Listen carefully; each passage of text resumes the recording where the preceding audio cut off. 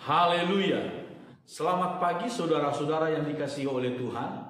Mari sama-sama kita kembali merenungkan firman Tuhan pada pagi hari ini. Di dalam kitab Nabi Yesaya pasal 49 ayat 14, firman Tuhan berkata demikian. Sion berkata, Tuhan telah meninggalkan aku, dan Tuhanku telah melupakan aku. Dapatkah seorang perempuan melupakan bayinya, sehingga ia tidak menyayangi anak dari kandungannya? Sekalipun dia melupakannya, aku tidak akan melupakan engkau. Saudara-saudara, ini seperti sebuah dialog antara Tuhan dengan umatnya. Orang Israel, Sion, yang pada waktu itu sedang dalam penderitaan, dibuang di daerah Babel. Mereka terasing, mereka seolah-olah jauh dari hadirat Tuhan. Mereka jauh dari tempat yang kudus, Yerusalem. Mereka jauh sehingga mereka merasa, mereka berpikir saudara-saudara, bahwa Tuhan telah meninggalkan mereka, bahwa Tuhan telah melupakan mereka. Itu sebabnya di dalam ayat ini dikatakan, Sion berkata, Tuhan telah meninggalkan aku, dan Tuhanku telah melupakan aku. Saudara-saudara, ketika kita dalam keadaan tertekan, ketika kita dalam masa-masa yang sukar, masa-masa yang sulit, saudara-saudara, masa-masa yang seolah-olah kita berada di dalam lembah kegelapan, seringkali kita pun mungkin berpikir seperti itu. Di manakah Tuhan? Mungkin Tuhan telah melupakan aku, Tuhan telah meninggalkan aku. Tapi Tuhan berkata, dapatkah seorang perempuan melupakan bayinya, sehingga ia tidak menyayangi anak dari kandungannya? Sekalipun dia melupakannya, aku tidak akan melupakan engkau. Saudara-saudara yang dikasihi oleh Tuhan, di sini dibandingkan seorang perempuan, seorang ibu dengan anak yang dikandungnya sendiri, dengan anak yang disusuinya. Dapatkah seorang perempuan melupakan anak yang disusuinya, anak kandungnya?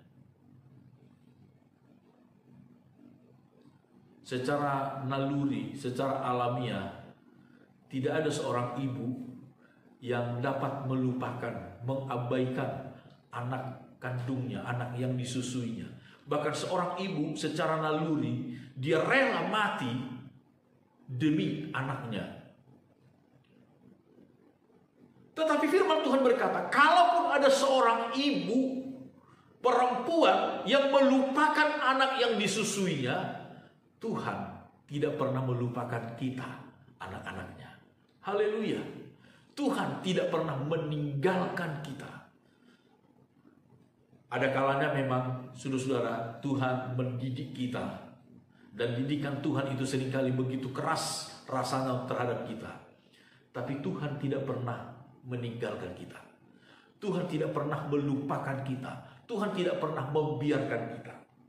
Di dalam kitab Ratapan Nabi Yeremia, Ratapan pasal yang ketiga, saudara-saudara, disebutkan demikian. Ketika Nabi Yeremia menuliskan kitab Ratapan ini, Ratapan pasal yang ketiga ayat 18 dikatakan, sangkaku, hilang lenyaplah kemasyuranku dan harapanku kepada Tuhan. Ingatlah akan sengsaraku dan pengembaraanku, akan ipuh dan racun itu. Jiwaku selalu teringat akan hal itu dan tertekan dalam diriku. Tetapi hal-hal inilah yang kuperhatikan. Oleh sebab itu aku akan berharap. Tak berkesudahan kasih setia Tuhan, tak habis-habisnya rahmatnya, selalu baru tiap pagi, besar kesetiaanmu.